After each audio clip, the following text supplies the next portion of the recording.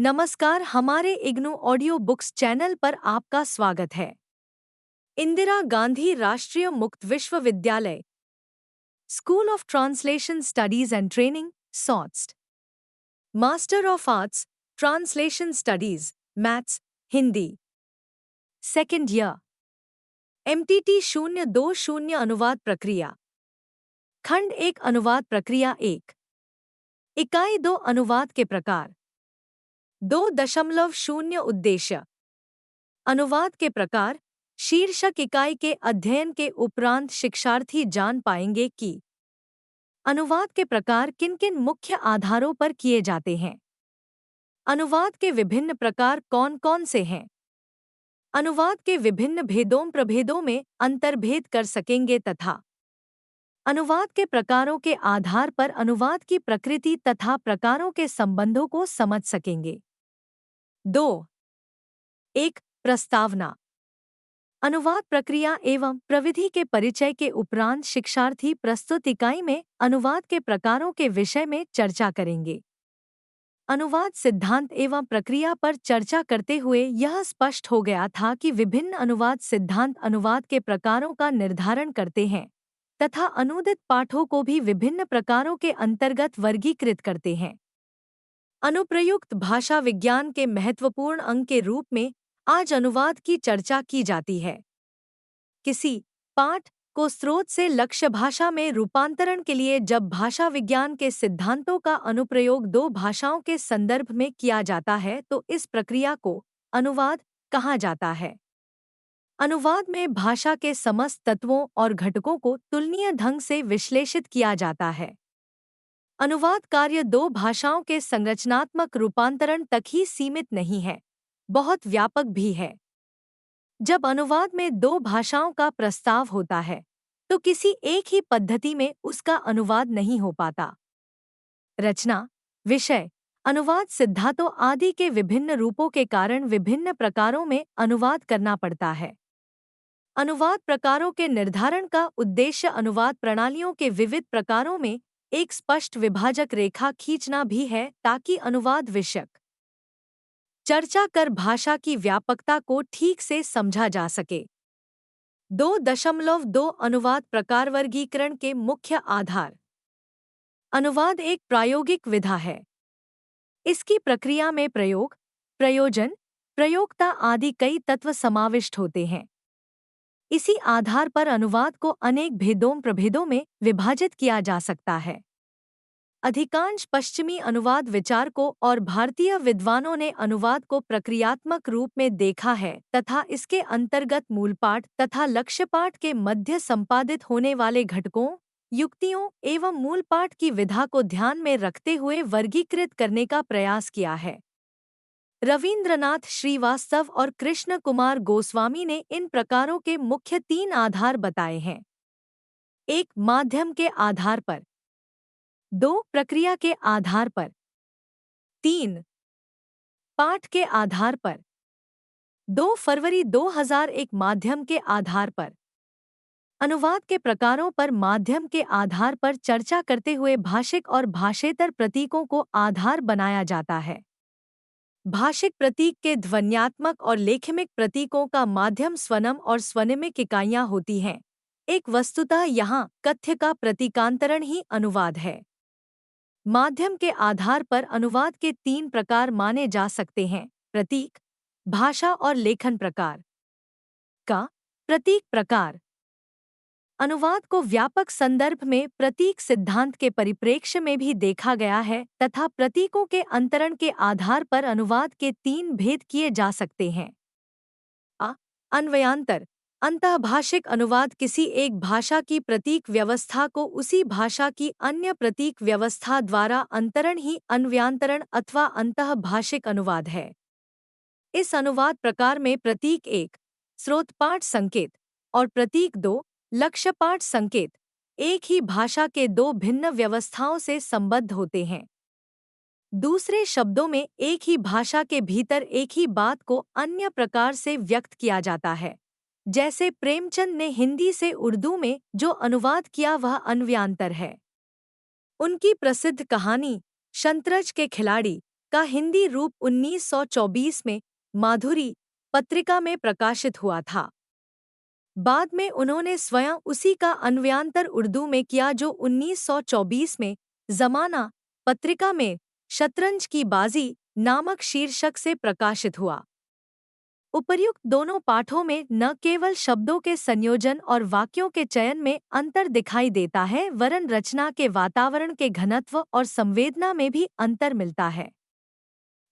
भाषांतर अंतर्भाषिक अनुवाद एक भाषा की प्रतीक व्यवस्था द्वारा व्यक्त अर्थ का दूसरी भाषा की प्रतीक व्यवस्था द्वारा अंतरण ही अंतर्भाषिक अनुवाद है।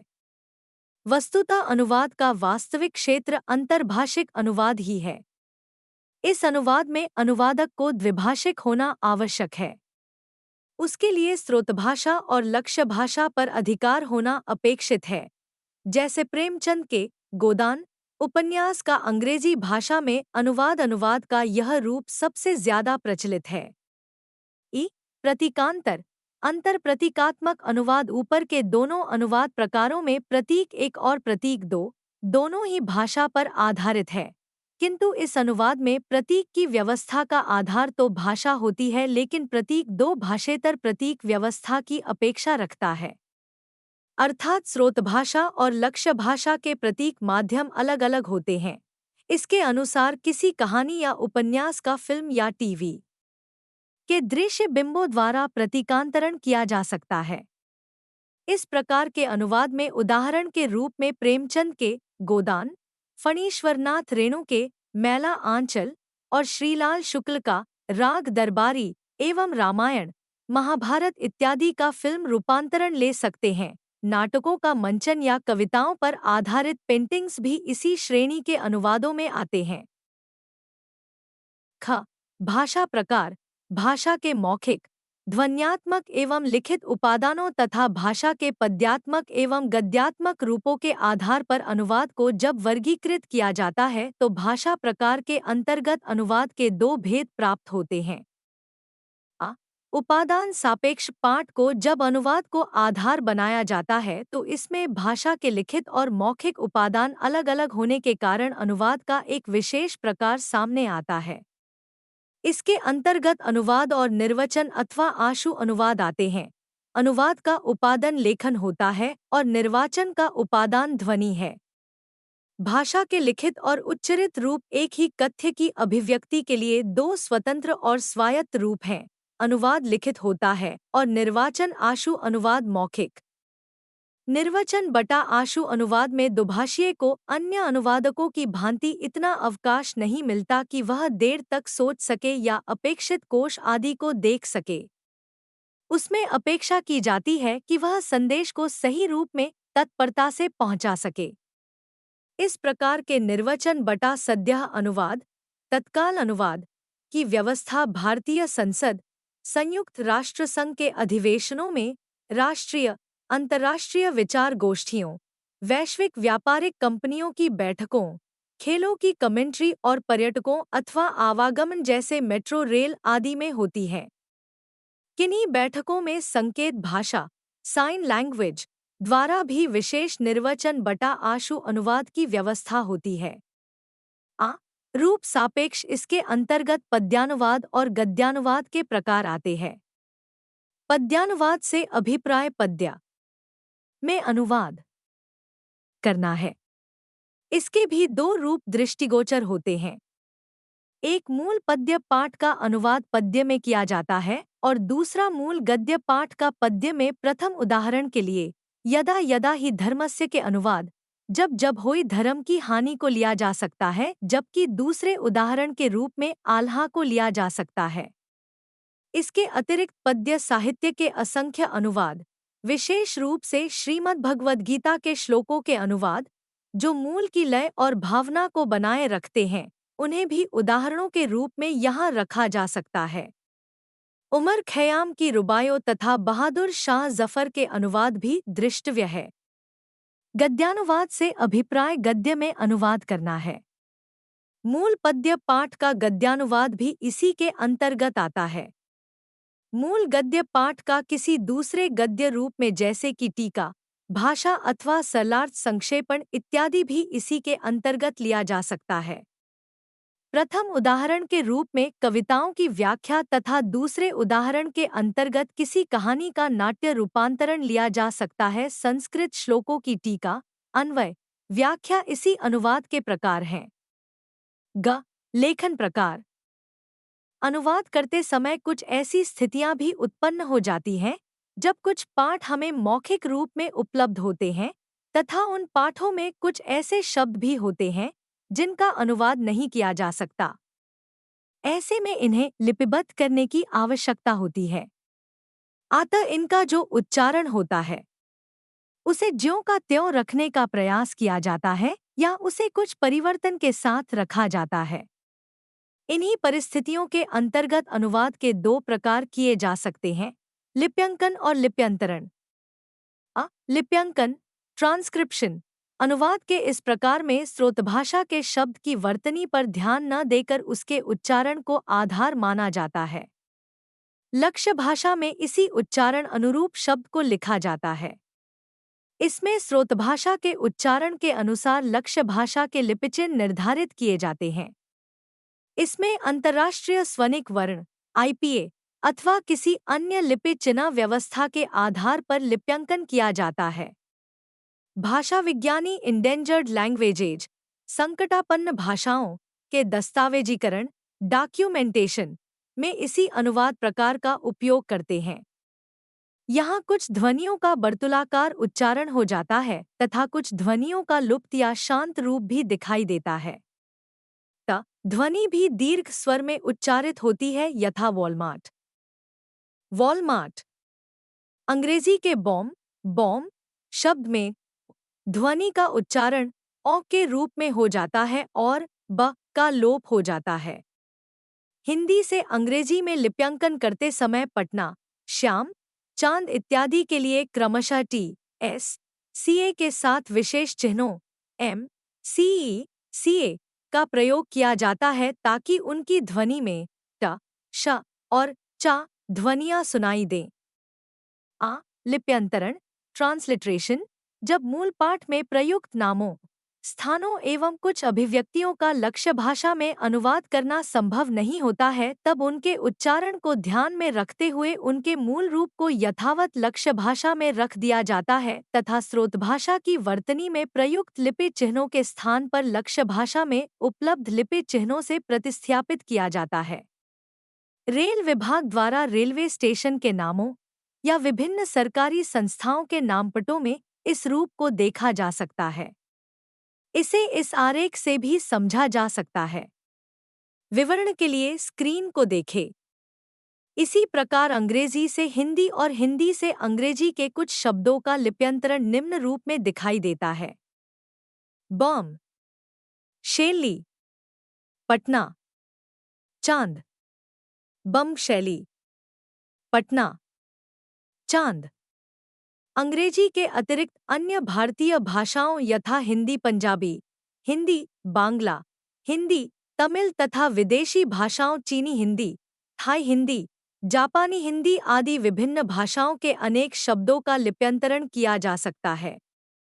2 फरवरी 2002 प्रक्रिया के आधार पर वर्गीकरण में मूल पाठ की संरचना, बुनावट और उसमें निहित प्रभाव तथा कथ्य को आधार पर बनाया जाता है। इसके अंतर्गत पाठधर्मी और प्रभावधर्मी अनुवाद आते हैं, जो अनुवाद के एक अलग परिप्रेक्ष्य की निर्मिति करते हैं। पाठधर्मी अनुवाद। इस अनुवाद प्रकार में अनुवादक पाठ को स्वायत्त एवं स्वनिष्ठ मानता है और अनुवाद को पाठ से बाहर जाने की छूट नहीं देता। पाठ की भाषा के विभिन्न स्तरों पर वह पहले अध्ययन विश्लेषण करता है और तत्पश्चात उसमें निहित अर्थ को अनूदित पाठ में व्यंजित करने के लिए मूल कृति की संरचना और बुनावट को अपना मॉडल बनाता है। पाठ का यह आयाम मूलतः वाक्य विन्यास और अर्थ विज्ञान पर आधारित है। अनुवाद का यह रूप वैज्ञानिक साहित्यों एवं कानूनी दस्तावेजों के साथ साथ विधि एवं संसदीय साहित्य के अनुवाद में ज्यादा प्रभावशाली है। प्रभावधर्मी अनुवाद इसमें अनुवादक पाठ को लेखक और पाठक के बीच संबंध स्थापन का एक उपकरण मानता है। लेखक इस स्थापित संबंध से उत्पन्न प्रभाव का पाठक पर पड़े प्रभाव के आधार पर मूल्यांकन करता है। यह आयाम वाक्य विन्यास और अर्थ विज्ञान के साथ साथ भाषा व्यवहार शास्त्र प्रेगमेटिक्स पर अपना ध्यान केंद्रित करता है। इससे यह अपेक्षा रखी जाती है कि मूल पाठ पढ़ते समय मूल पाठक के ऊपर जिस प्रकार का प्रभाव पड़ता है, ठीक उसी प्रकार का प्रभाव लक्ष्य भाषा के पाठकों पर भी पड़ना चाहिए। सृजनात्मक साहित्य के अनुवाद में इसी प्रकार के अनुवाद की अपेक्षा रहती है। 2.2-3 पाठ के आधार पर अनूदित पाठ कथ्य और अभिव्यक्त कार्य का समन्वित रूप होता है, तथापि कहीं कथ्य प्रधान हो जाता है तो कहीं अभिव्यक्ति प्रधान। इसके अंतर्गत अभिव्यक्ति तथा अर्थ के आधार पर भेद किए जाते हैं।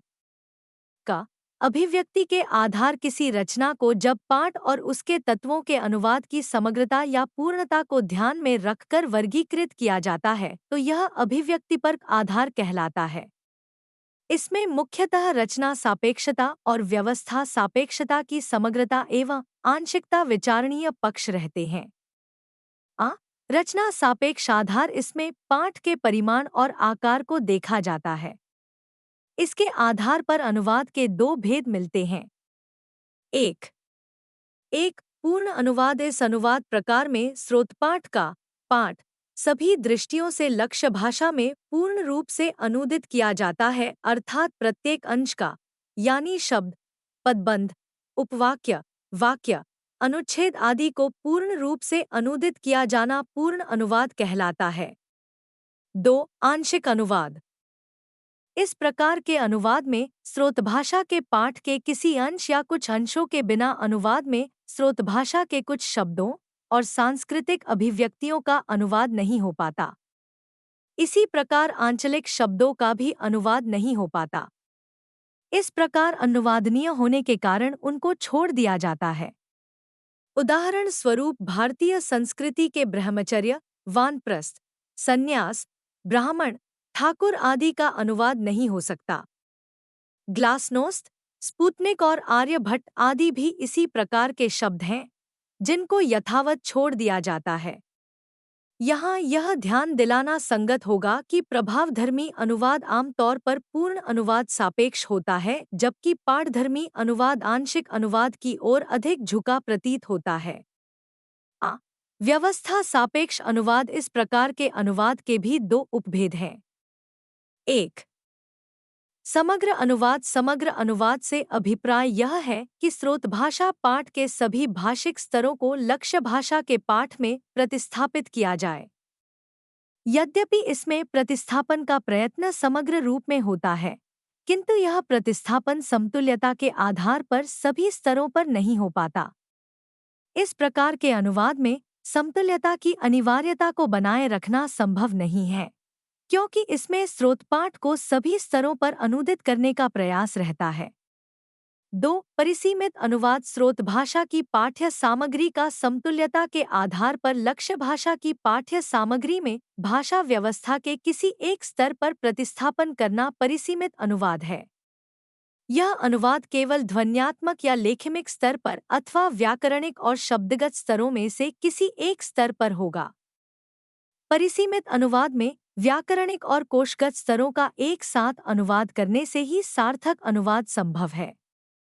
अर्थ, वाच्य के आधार पर अनुवाद के प्रकारों पर जब पाठ के अर्थ, संदर्भ, भाव, व्यवहार पर ध्यान केंद्रित किया जाता है तो अर्थ के आधार पर 4 भेद होते हैं।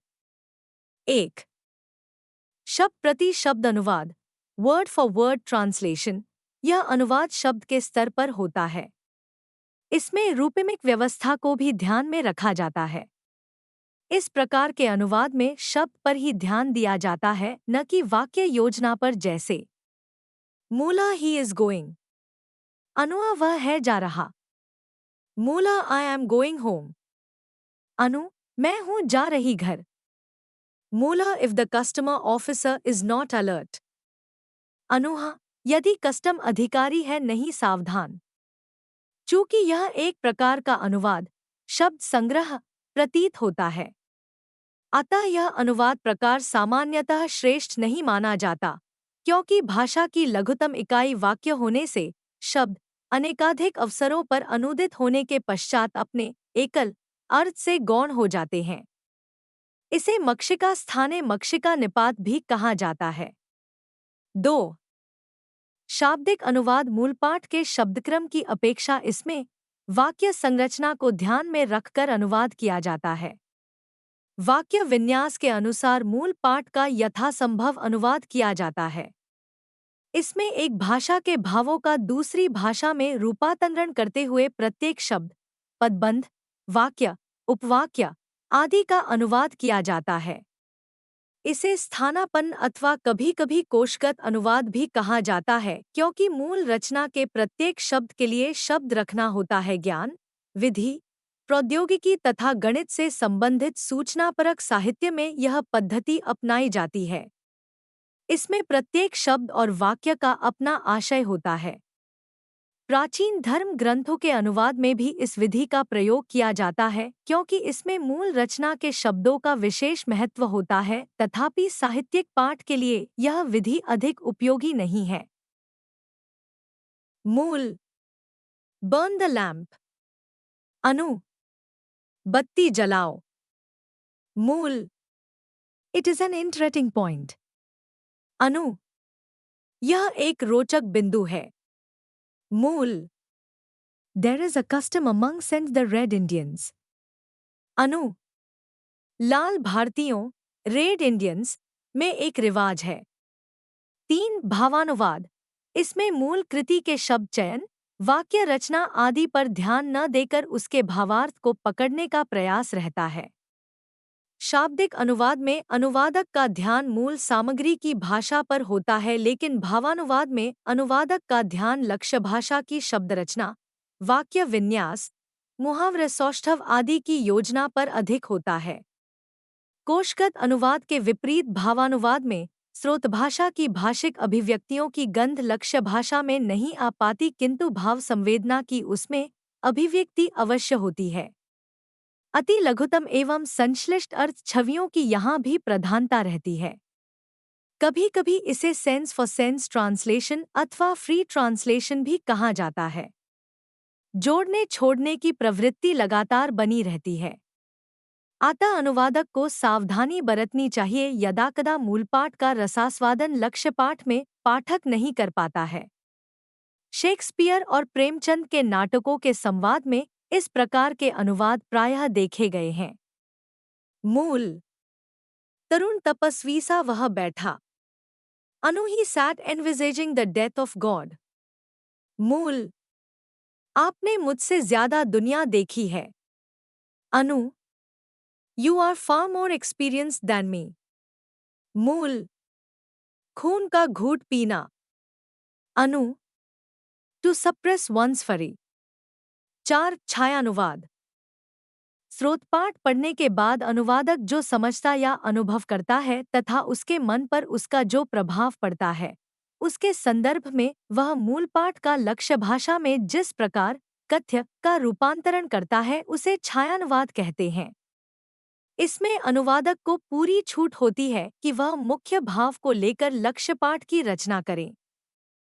इस प्रकार छायानुवाद में मूल की छाया मात्रा होती है, अर्थात उसके कथ्य का अनुकूलन लक्ष्य भाषा की सामाजिक एवं सांस्कृतिक स्थितियों के अनुसार किया जाता है। यह एक प्रकार का रूपांतरण है जो देशीयता के पुट से कथ्य को सशक्ता प्रदान करता है। शेक्सपियर के नाटक मर्चेंट ऑफ वेनिस का अनुवाद भारतेंदु हरिश्चंद्र ने दुर्लभ बंधु या वंशपुर का महाजन नाम से किया है, जिसमें भारतेंदु ने सभी पात्रों के नामों का और वातावरण का भारतीयकरण किया है। इस प्रकार छायानुवाद मूल कृति के कथ्य को लिए होता है, किंतु इसका सारा परिधान एवं परिवेश लक्ष्य भाषा की स्थानीय संस्कृति से जुड़ा हुआ होता है। इस प्रकार के अनुवाद में अनुवादक की सृजनात्मक प्रतिभा का होना वांछित होता है, तभी मूल रचना का आत्मसातीकरण संभव होता है। 2. 3 अनुवाद प्रकार विधा एवं विषय की प्रकृति आदि के आधार पर भोलानाथ तिवारी ने अनुवाद के कई प्रकारों की चर्चा की है। उन्होंने इन प्रकारों के 4 मूल आधार निर्धारित किए हैं। क गद्यत्व पद्यत्व, ख साहित्यिक विधा, ग विषय, घ अनुवाद की प्रकृति। 2 मार्च 2001 गद्य पद्य के आधार पर रूप सापेक्षता के आधार पर ही मूलपाठ के गद्य या पद्य विधात्मक प्रकार भी होते हैं। 1 गद्यानुवाद, इसमें मूल गद्य का अनुवाद गद्य में होता है। काव्य या मूल पद्य का भी गद्य में अनुवाद इसके अंतर्गत आता है। कथा, नाटक, एकांकी इसके उदाहरण हैं। प्रकार्यात्मक तथा प्रशासनिक साहित्य यथा बैंकिंग, बीमा, विधि का साहित्य इस श्रेणी के अंतर्गत आता है। 2 पद्यानुवाद, इसमें मूल पद्य का पद्य में अनुवाद किया जाता है। कभी कभी मूल गद्य का भी पद्य में अनुवाद हो सकता है। इसे छंदानुवाद या छंदबद्ध अनुवाद भी कहते हैं। भारतेंदु हरिश्चंद्र, अज्ञेय, त्रिलोचन, हरिवंश राय बच्चन आदि ने इस प्रकार के अनुवाद किए हैं। 3 मुक्त छंदानुवाद, इस प्रकार में अनुवाद मुक्त छंद में होता है। इसमें जो छंद होता है वह तुकमात्रा आदि उन बंधनों से मुक्त होता है जो पद्यानुवाद के लिए आवश्यक है। सामान्यतः मूल सामग्री मुक्त छंद में होने पर ही मुक्त छंदानुवाद किया जाता है, किंतु मूल गद्य या पद्य के भी मुक्त छंदानुवाद हो सकते हैं। 2 मार्च 2002 साहित्यिक विधा के आधार पर मूल पाठ की सृजनात्मक विधा के आधार पर काव्य, कथा, नाटक आदि अनुवाद प्रकार भी होते हैं। 1 काव्यानुवाद, किसी काव्य रचना का अनुवाद गद्य, पद्य या मुक्त छंद किसी भी शैली में हो सकता है। यूं प्रायः काव्य का अनुवाद पद्य या मुक्त छंद में ही किया जाता है, परंतु यत्र तत्र उसका भाव या संक्षिप्तानुवाद गद्य में भी मिल जाता है। 2 नाटकानुवाद, इसमें किसी भाषा के नाटक विधा का किसी अन्य भाषा के नाटक विधा रूप में अनुवाद या किसी घटना तथा अन्य साहित्यिक विधा जैसे कथा, कहानी या उपन्यास के नाट्य रूपांतरण को नाटक अनुवाद के रूप में लिया जा सकता है। 3 कथानुवाद, किसी भाषा के कथा साहित्य, उपन्यास तथा कहानी का किसी अन्य भाषा में कथा साहित्य के रूप में अनुवाद को कथानुवाद के रूप में रखा जा सकता है। इसके अंतर्गत रेखाचित्र, निबंध, संस्मरण आदि अन्य विधाओं के भी कथा साहित्य के रूप में अनुवाद हो सकते हैं। 2.3 विषय के आधार पर, विषय या प्रयुक्ति के आधार पर अनुवाद के अनेक भेद किए जा सकते हैं, जैसे सरकारी रिकॉर्डों का अनुवाद, गजेटियरों का अनुवाद, पत्रकारिता से संबद्ध अनुवाद, विधि साहित्य का अनुवाद, ऐतिहासिक साहित्य, धार्मिक साहित्य तथा ललित साहित्य का अनुवाद। 2 मार्च 2004 अनुवाद की प्रकृति के आधार पर अनुवाद करते समय मूल पाठ के प्रति पूर्ण निष्ठा अथवा मूल पाठ से अनूदित पाठ में स्वतंत्रता लेने के आधार पर मूलनिष्ठ तथा मूल मुक्त आदि अनुवाद के 2 प्रकार देखे गए हैं। 1 मूलनिष्ठ अनुवाद, ऐसा अनुवाद जो यथासंभव मूल का अनुगमन करे तथा रचनाकार के प्रति निष्ठा बनाए रखे, उसे मूलनिष्ठ अनुवाद कहा जाता है। इसमें अनुवादक का ध्यान विचार, कथ्य तथा अभिव्यक्ति, कथन पद्धति दोनों पर होता है। वह अपने अनुवाद को यथासंभव दोनों ही दृष्टियों से मूल के निकट रखना चाहता है। 2 मूल मुक्त अनुवाद, अनुवाद के इस रूप में अनुवादक को काफी छूट रहती है, किंतु यह छूट प्रायः अभिव्यक्ति या कथन शैली के प्रति ही विशेष होती है, कथ्य या विचार की तरफ नहीं। अर्थात इसमें अनुवादक अभिव्यक्ति या कथन शैली के स्तर पर लक्ष्य भाषा की सुविधानुसार, अनुवाद के उद्देश्यानुसार तथा अनुवाद पढ़ने या सुनने वालों की योग्यतानुसार परिवर्धन कर सकता है।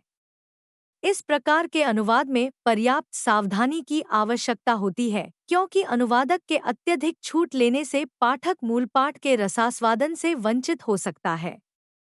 इस प्रकार के अनुवाद से कई अवसरों पर भ्रम की स्थितियां उत्पन्न होने से अनुवाद में अशुद्धियां आने की आशंका बढ़ जाती है।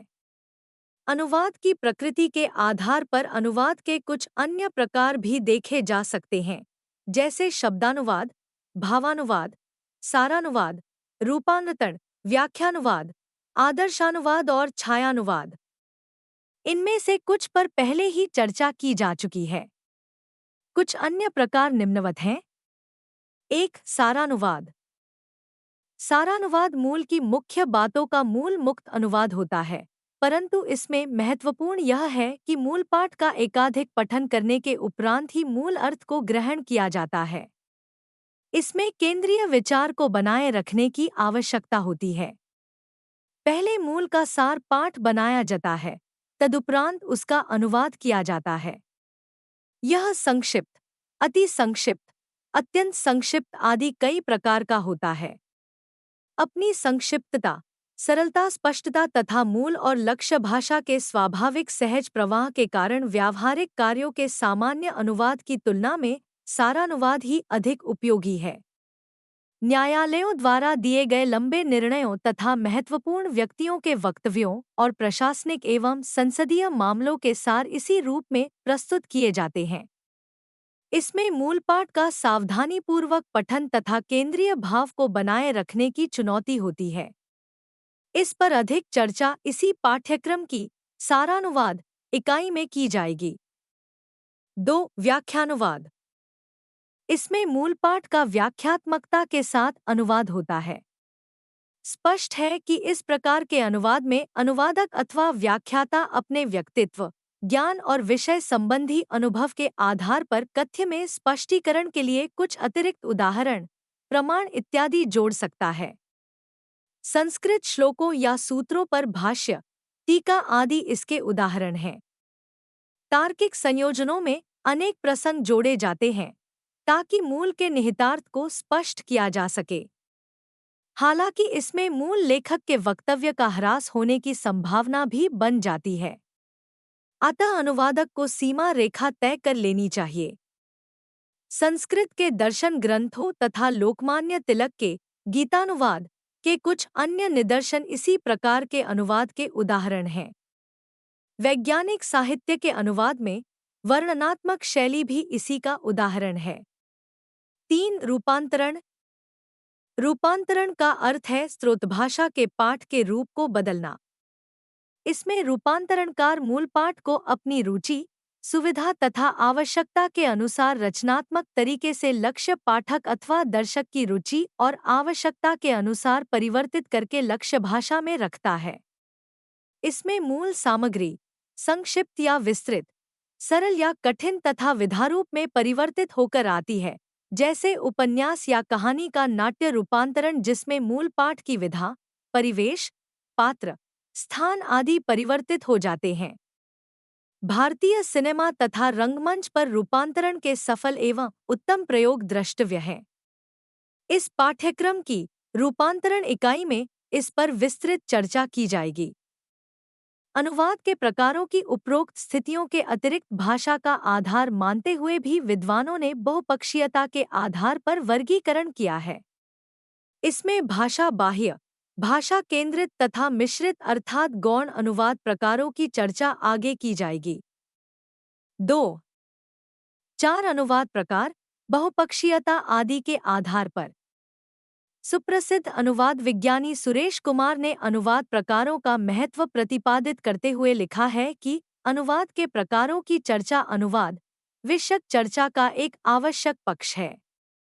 इससे यह भी स्पष्ट हो जाता है कि अनुवाद के प्रकार जहां एक और अनुवाद प्रणालियों के प्रकार हैं, वहीं दूसरी ओर अनूदित पाठों के भी प्रकार हैं और एक विशिष्ट प्रणाली से अनुवाद करने पर एक विशिष्ट प्रकार का अनूदित पाठ निष्पन्न होता है। जैसे शाब्दिक अनुवाद प्रणाली से निष्पन्न पाठ को शाब्दिक अनुवाद कहा जाएगा, परंतु सर्वत्र ऐसा नहीं है। अनुवाद के प्रकारों में कुछ नाम ऐसे भी हैं जो अनूदित पाठों का ही प्रधान रूप से निर्देश करते हैं। निरूपण की सुविधा के अतिरिक्त वर्गीकरण का एक अन्य प्रयोजन है स्पष्टीकरण। अनुवाद की बहुपक्षीयता के अनुरूप अनुवाद के वर्गीकरण के अनेक आधार मानते हुए सुरेश कुमार ने इन्हें 3 मूल शीर्षकों में रखा है: भाषा बाह्य, भाषा केंद्रित तथा मिश्रित। इनमें भाषा केंद्रित आधार पर वर्गीकृत अनुवाद के प्रकारों को मुख्य तथा शेष को गौण समझा जाता है। 2.4 एक भाषा बाह्य अनुवाद प्रकार। इस वर्ग में कैटफर्ड द्वारा प्रतिपादित प्रकारों को आधार मानकर पाठ के आकार की दृष्टि से पूर्ण तथा आंशिक 2 प्रकार माने गए हैं। मूल भाषा पाठ के प्रत्येक अंश का अनुवाद हो जाने पर अनूदित पाठ को पूर्ण अनुवाद कहते हैं। यदि मूल के कुछ अंश अनूदित न हो तो निष्पन्न पाठ को आंशिक अनुवाद कहा जाएगा। यहाँ हम मानव अनुवाद और मशीनी अनुवाद का उदाहरण ले सकते हैं। मानव अनुवाद में अनुवाद की संपूर्ण प्रक्रिया बोधन, संक्रमण तथा अभिव्यक्ति आदि मानव अनुवादक द्वारा संपादित होती है। इसमें भी कई स्थितियां होती हैं: एकाकी मानव अनुवाद तथा सहयोगात्मक मानव अनुवाद। एकाकी प्रकार में अनुवाद की संपूर्ण प्रक्रिया अकेला व्यक्ति पूरा करता है। सहयोगात्मक अनुवाद में प्रायः 2 व्यक्ति मिलकर काम करते हैं। इसमें एक भाषा विशेषज्ञ, वस्तुतः शैलीकार, और एक विषय विशेषज्ञ होता है। सहयोग की स्थिति मूल भाषा पाठ के बोधन के सोपान पर ही विशेष रूप से परिलक्षित होती है। अभिव्यक्ति तथा अंत में संपादन का काम एक व्यक्ति तथा विशेषज्ञ ही करता है और उसी का मुख्य दायित्व भी माना जाता है। विज्ञान तथा प्रौद्योगिकी संबंधी अनुवाद कार्य में सहयोगात्मक अनुवाद का प्रचलन अधिक है। मशीनी अनुवाद कंप्यूटर के द्वारा होता है। कंप्यूटरों में निरंतर सुधार होने से मशीनी अनुवाद की तकनीक में भी सुधार हो रहा है तथा अधिकाधिक कार्य कंप्यूटर द्वारा किए जा रहे हैं। अतः मशीनी अनुवाद का तथ्यपूर्ण एवं वास्तविक परिचय इस बात पर निर्भर है कि हम किस पीढ़ी, दूसरी पीढ़ी 1959 से 69, तीसरी पीढ़ी 1965 से 71 आदि के कंप्यूटर द्वारा मशीनी अनुवाद किए जाने का परिचय प्राप्त कर रहे हैं। इसमें कुल 4 सोपान होते हैं: दोनों भाषाओं के वाक्यपर्क तथा अर्थप्रक तुलनात्मक विश्लेषण पर आधारित द्विभाषिक शब्दावली तैयार करना। यह काम भाषा विज्ञानी, अनुवादक करता है जो प्रोग्रामिंग नहीं जानता। द्विभाषिक शब्दावली की कंप्यूटर में प्रोग्रामिंग।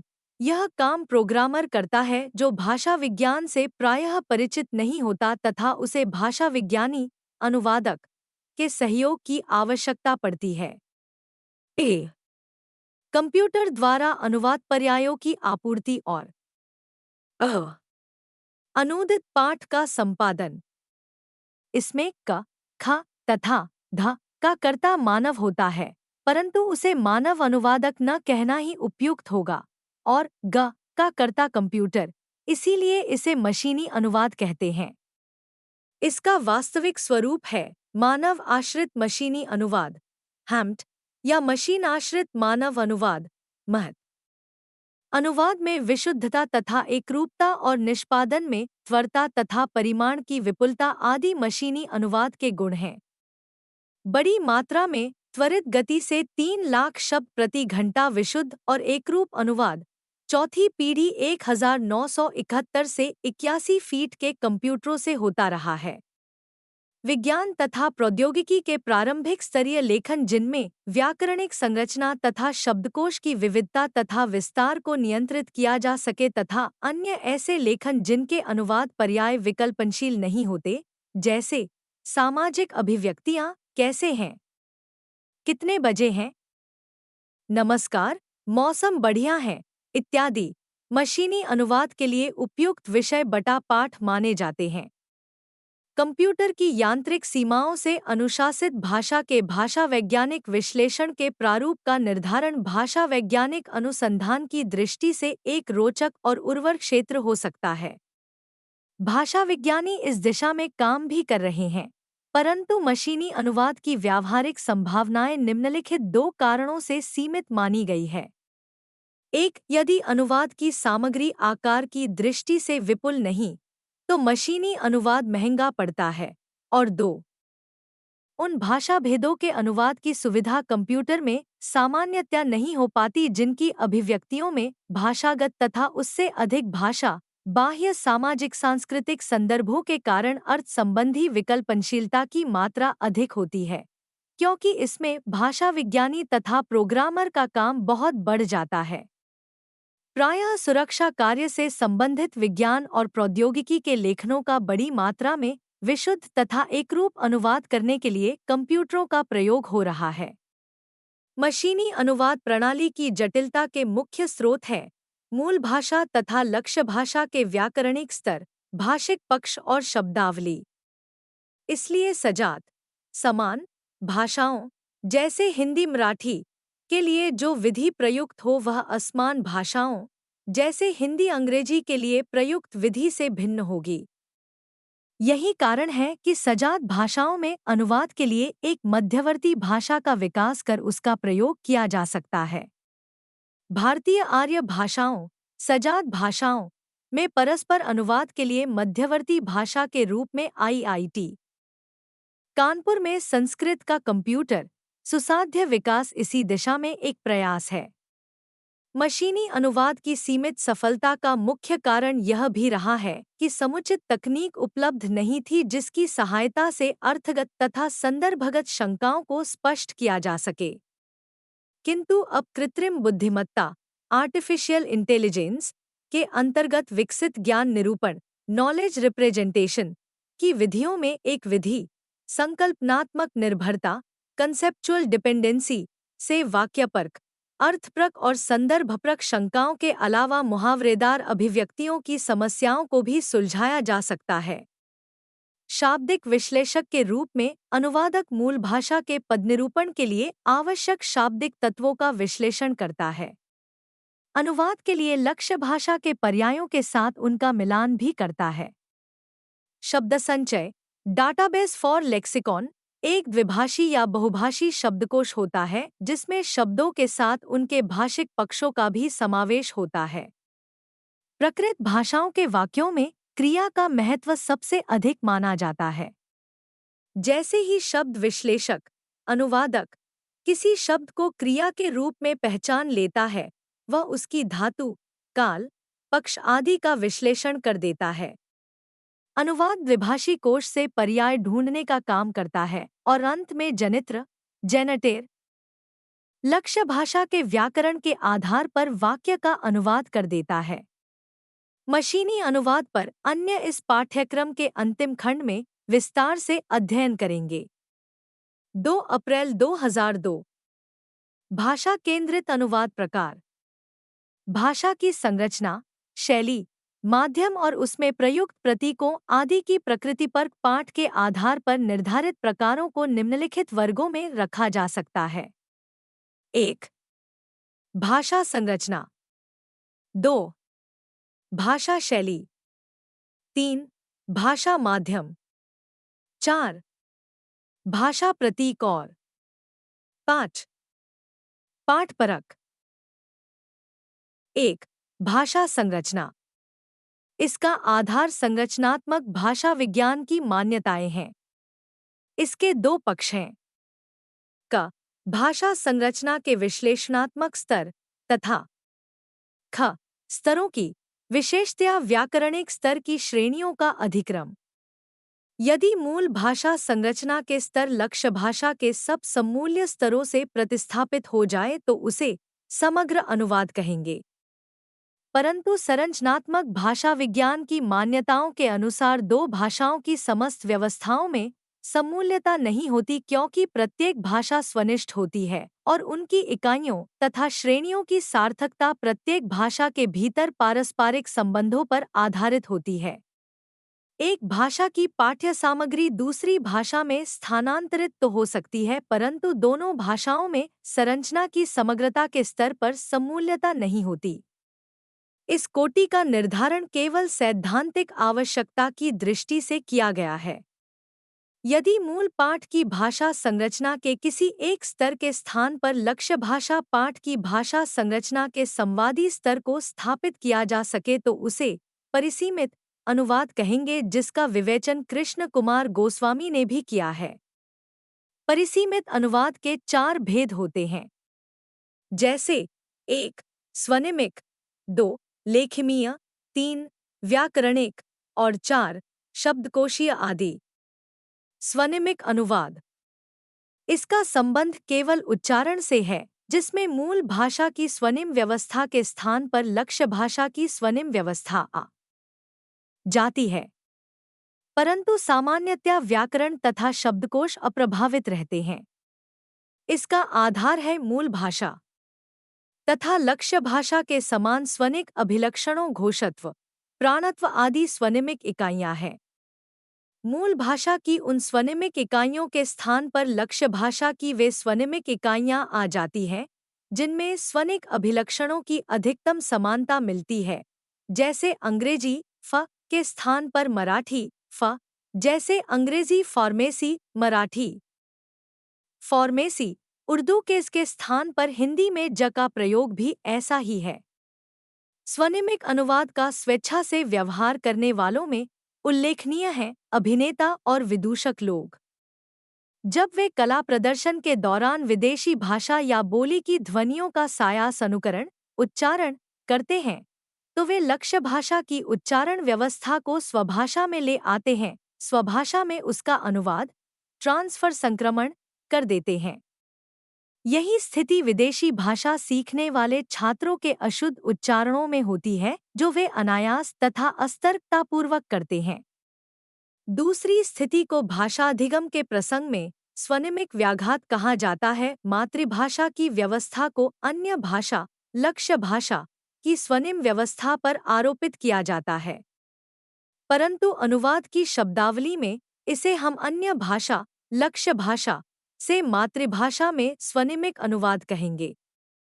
स्वनिमिक अनुवाद के अनेक प्रसंगों में व्याकरण तथा शब्दकोश अप्रभावित रहते हैं, परंतु कुछ ऐसी परिस्थितियां भी हैं जिनमें लक्ष्य भाषा के ऐसे शब्दों का चयन किया जाता है जिनकी स्वनिक संरचना में मूल भाषा के शब्दों की स्वनिक संरचना से अधिकतम निकटता होती है। ऐसी परिस्थितियां हैं फिल्म डबिंग तथा कविता का अनुवाद। इन स्वनिमिक विशेषताओं को स्वनिमिक अनुवाद के नाम से भी अभिव्यक्ति किया जा सकता है। 1. लेखनीय अनुवाद इसका संबंध किसी लिपि के चिह्नों लेखिमों वर्णों की केवल आकृति से है, उच्चारण से बिल्कुल नहीं। किसी एक लिपि के किन्हीं चिह्नों को किसी अन्य लिपि के समान या लगभग समान चिह्नों से प्रतिस्थापित करना लेखनीय अनुवाद कहलाता है। यह समानता 100% नहीं होती है, कुछ अंतरों के साथ दोनों चिह्नों के उच्चारण मूल्यों में अंतर नहीं के बराबर होता है। लेखनीय अनुवाद का अपने विशुद्ध रूप में व्यावहारिक उपयोग नहीं होता। यह अपने आंशिक रूप में 2 स्थितियों में दिखाई देता है। पहली है विज्ञापन की स्थिति। भारतीय जीवन बीमा निगम के निम्नलिखित विज्ञापनों में ईद मुबारक को देवनागरी तथा रोमन में इस प्रकार लिखा गया है। गुरु पर्व दी लाख लाख बधाइयाँ। गुरुपर्व की लाख लाख बधाइयाँ। ईद मुबारक भी ऐसा ही एक अन्य उदाहरण है। इस प्रकार के लेखकीय अनुवाद में लिप्यंतरण तथा लिप्यांकन की प्रक्रिया संपन्न होती है, जब स्रोतभाषा पाठ के स्वनों को उनके उच्चारण के आधार पर लिपिचिह्नों में अंतरित कर दिया जाता है। यह प्रक्रिया अभ्यासापेक्षी है। मूल भाषा पाठ की इकाइयां अपनी स्वनिमिक गुण समानता के कारण लक्ष्य भाषा पाठ में प्रयुक्त हो ही जाती है। 1. व्याकरणिक अनुवाद इसमें मूल भाषा पाठ की व्याकरणिक इकाइयों के स्थान पर लक्ष्य भाषा पाठ की समानार्थक व्याकरणिक इकाइयों का प्रयोग किया जाता है, परंतु शब्दकोश मूल भाषा पाठ का ही रहता है। मूल अंग्रेजी he will travel by express train, he will travel by express train, लक्ष्य हिंदी वह एक्सप्रेस ट्रेन से ट्रैवल करेगा। द्विभाषिकता की स्थिति में इसी को कोडमिश्रण कहते हैं, जो एक सामान्य और वास्तविक स्थिति है। शब्दकोशीय अनुवाद मूल भाषा पाठ के शब्दकोश के स्थान पर लक्ष्य भाषा पाठ का शब्दकोश आ जाता है, परंतु व्याकरण मूल का ही रहता है। मूल अंग्रेजी he will travel by express train, लक्ष्य हिंदी ही विलजा बाई तेज रफ्तार रेलगाड़ी। यह भी द्विभाषिकता से संबंधित को मिश्रण का एक रूप है, परंतु इसका व्यवहार अत्यंत सीमित है। महान गरवासी कॉलेज छात्रों की स्लैंग में इसके उदाहरण प्रायः मिल जाते हैं। यथा वह स्पेशल ट्रेन से जाएगा अथवा वह उस खास गाड़ी से जाएगा, वह मैथ का कोर्स ले लेगा। इसमें शब्द प्रति शब्द, शाब्दिक और मुक्त अनुवाद के रूप भी दिखाई देते हैं। 2. भाषा शैली या प्रयुक्ति। अनुवाद के प्रसंग तथा उद्देश्य अलग अलग होते हैं तथा उनके विभिन्न परिस्थितियों में समाज में भाषा व्यवहार के जो भाषा प्रयोग के प्रतिमान निर्धारित हो जाते हैं, उन्हें प्रकार्यमूलक भाषा भेद या भाषा शैली या प्रयुक्ति कहा गया है। उदाहरण के लिए साहित्यिक, शास्त्रीय, प्रकार्यात्मक यथा प्रशासनिक, तकनीकी, जनसंपर्कीय, रेडियो, दूरदर्शन, समाचार पत्र आदि जनसंपर्क माध्यमों से संबंधित बोलचाल की प्रयुक्तियां या भाषा शैलियां या कुछ शिथिल रूप में भाषाएं। भाषा संरचना के विश्लेषणात्मक स्तरों, विशेषतया व्याकरण तथा शब्दकोश की इकाइयों तथा पैटर्नों की परिमाणगत तथा गुणात्मक प्रमुखता के द्वारा इन्हें पहचान और परिभाषित किया जाता है। तदनुसार साहित्यिक प्रयुक्ति में वाक्य रचना की विविधता, अर्थगत संबंधों की विविधता, अमूर्त शब्दार्थ की प्रधानता आदि अन्य प्रयुक्तियों की तुलना में प्रमुखता से मिलती है। इन विशिष्ट प्रयुक्तियों के आधार पर साहित्यिक अनुवाद, शास्त्रीय अनुवाद, तकनीकी अनुवाद आदि संज्ञाओं का प्रयोग किया जाता है, जिन्हें अनुवाद प्रणाली के प्रकार की अपेक्षा अनूदित पाठ के प्रकार कहना उपयुक्त होगा। 3. भाषा माध्यम। भाषा मूलतः अभिव्यक्ति का माध्यम है, अतः भाषा माध्यम से तात्पर्य है भाषिक अभिव्यक्ति का माध्यम, जो मौखिक, श्रव्य और लिखित, दृश्य हो सकता है। भाषा माध्यम के अनुसार अनुवाद की संभावित स्थितियां इस प्रकार हो सकती हैं। मूल भाषा, लक्ष्य भाषा, क लिखित, लिखित, ख लिखित, मौखिक, ग मौखिक, लिखित, घ मौखिक, मौखिक। का अर्थात लिखित अनुवाद एक सामान्य स्थिति है और व्यवहार में अनुवाद विशेषण रहित पद से इसी का बोध होता है। ख तथा ग कुछ असाधारण स्थितियां ही होती है तथा कभी कभी आती हैं।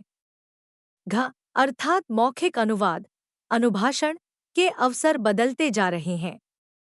ऐसी बैठकें जिनमें एक से अधिक भाषाओं के प्रयोग की सुविधा होती है, मौखिक अनुवाद, अनुभाषण, निर्वचन की समस्याएं तथा उसके प्रशिक्षण के मुद्दों पर शोधकार्य अनुवाद सिद्धांत का अन्यतम विशिष्ट क्षेत्र है।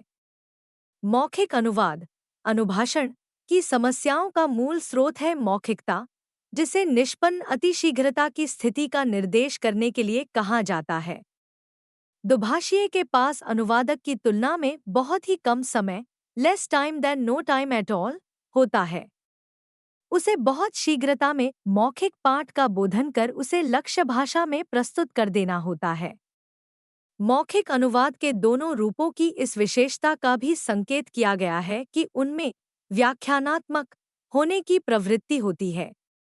मूल पाठ को यथावत सुरक्षित न रख पाने की विवशता के कारण प्रायः दुभाषीय कुछ अंशों की व्याख्या, निर्वचन, इंटरप्रिटेशन कर देते हैं।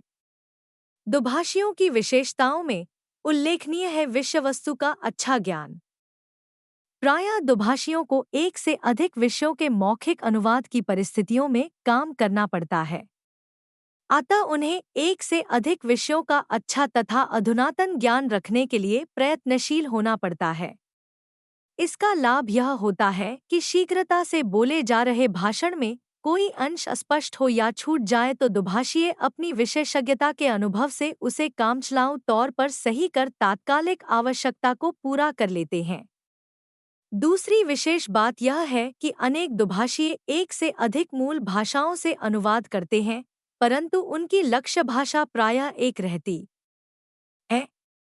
मौखिक अनुवाद की विशिष्ट स्थिति का उदाहरण है फिल्म डबिंग। बहुभाषिकता की परिस्थिति में एक भाषा में बनी फिल्मों को दूसरी भाषा में डब करना अब एक सामाजिक सांस्कृतिक आवश्यकता बन गई है, जिसका आर्थिक पक्ष भी है।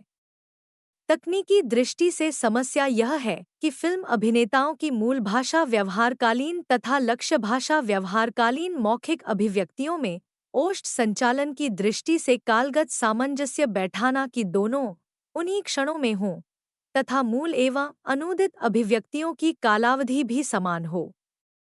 डब किए गए पाठ के लेखक को इस सहकालिकता को निष्पन्न करने के प्रति सावधान रहना पड़ता है, अन्यथा संवादों की विदेशीयता के पकड़ में आ जाने की संभावना उत्पन्न हो जाती है, जिससे दर्शक का ध्यान बंट सकता है और उसे झुंझलाहट हो सकती है। फिल्मों के संदर्भ में निर्वचन या मौखिक अनुवाद की एक और स्थिति है सब टाइटलिंग।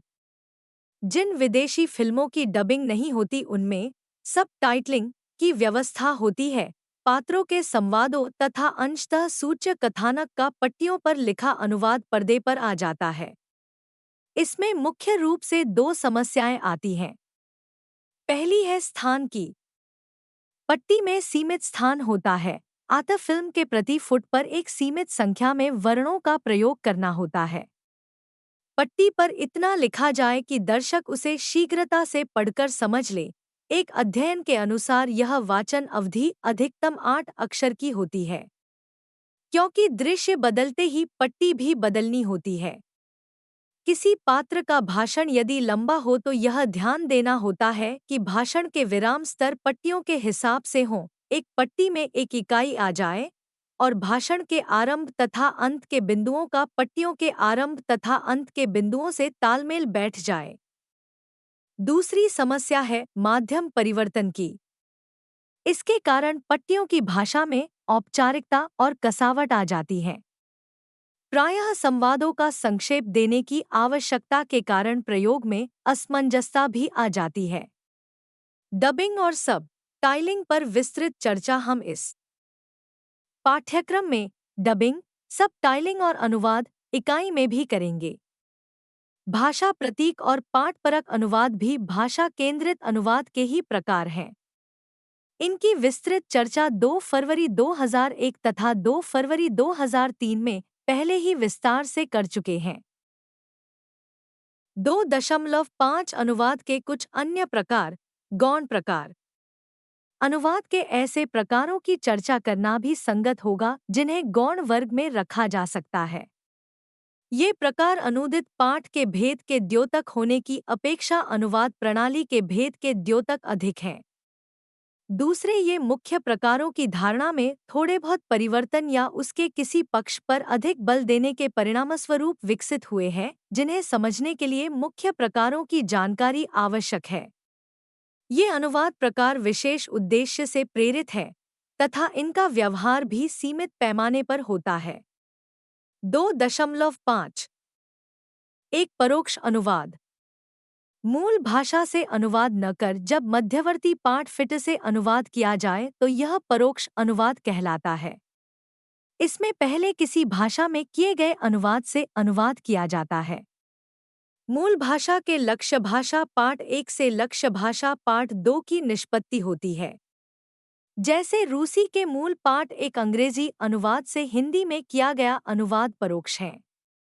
प्रायः अप्रधान या अल्प परिचित भाषाओं की रचनाओं के प्रधान भाषाओं में किए गए अनुवाद से अनुवाद करने की प्रवृत्ति दिखाई देती है। मूल रचनाओं से दूसरी लक्ष्य भाषा के पाठकों को परिचित कराना परोक्ष अनुवाद का उद्देश्य है। उदाहरण के लिए, हमारे देश में स्वाधीनता प्राप्ति से पहले तथा उसके बाद कुछ समय तक रूसी भाषा का अध्ययन अध्यापन अत्यंत सीमित था। तब रूसी भाषा के अंग्रेजी अनुवादों से हिंदी में तथा संभवतः अन्य भारतीय भाषाओं में अनुवाद होते थे। परोक्ष अनुवादों में व्याख्यात्मक होने की प्रवृत्ति होती है, परंतु यदि प्रत्यक्ष अनुवाद सफल है तो परोक्ष अनुवाद भी इतना सफल हो सकता है कि वह प्रत्यक्ष जैसा प्रतीत हो। हालांकि इस प्रकार के अनुवाद में कभी-कभी मूल मुक्त होने की प्रवृत्ति तथा व्यवस्थागत अनिवार्यताओं के कारण अनुवाद की राजनीति बटा रणनीति के हावी होने की आशंका बनी रहती है। 2.5 2 पुनरानुवाद। मूल भाषा पाठ के अनुवाद की पुनः भाषा में पुनरावृत्ति करना पुनरानुवाद है। इसमें अनुवाद कार्य 2 बार होता है। पहली बार में जो लक्ष्य भाषा पाठ निष्पन्न होता है वही दूसरी बार में मूल भाषा पाठ बन जाता है, और जो भाषा पहली बार में मूल भाषा होती है वह दूसरी बार में लक्ष्य भाषा बन जाती है। जैसे एक अंग्रेजी पाठ का हिंदी में अनुवाद और फिर उस हिंदी पाठ का अंग्रेजी में अनुवाद। कभी कभी भारतीय भाषाओं में भी यह प्रवृत्ति देखी गई है। यह आवश्यक है कि अनुवादक तथा पुनरानुवादक अलग अलग व्यक्ति हों तथा पुनरानुवादक मूल पाठ से परिचित न हो। इसका उद्देश्य है प्रथम अनुवाद की विशुद्धता की जांच करना। पुनरानुवाद में निष्पन्न पाठ से मूल पाठ की सर्वतोमुखी निकटता की मात्रा के अनुपात में प्रथम अनुवाद की विशुद्धता की मात्रा निर्धारित होगी। अनुवाद मूल्यांकन के लिए इस पद्धति का प्रायः प्रयोग किया जाता है। 2.5 3 सूचनानुवाद। मूल पाठ की विधा संबंधी विशेषता की उपेक्षा कर केवल विषय वस्तु अर्थात कथ्य या संदेश का अनुवाद करना सूचनानुवाद है। यह सारांश और संक्षेप से लेकर अविकल अनुवाद तक हो सकता है। यह प्रायः व्याख्यात्मक हो जाता है और रूप, बिंब, लक्षण, शैली आदि पूर्णतः उपेक्षित रहती हैं। प्राचीन शास्त्रीय ग्रंथों का समसामयिक भाषाओं में सूचनानुवाद करने की प्रवृत्ति दिखाई देती है। प्राचीन भाषाओं के माध्यम से प्रस्तुत ज्ञान के प्रति समसामयिक पाठकों को परिचित कराना इसका उद्देश्य है।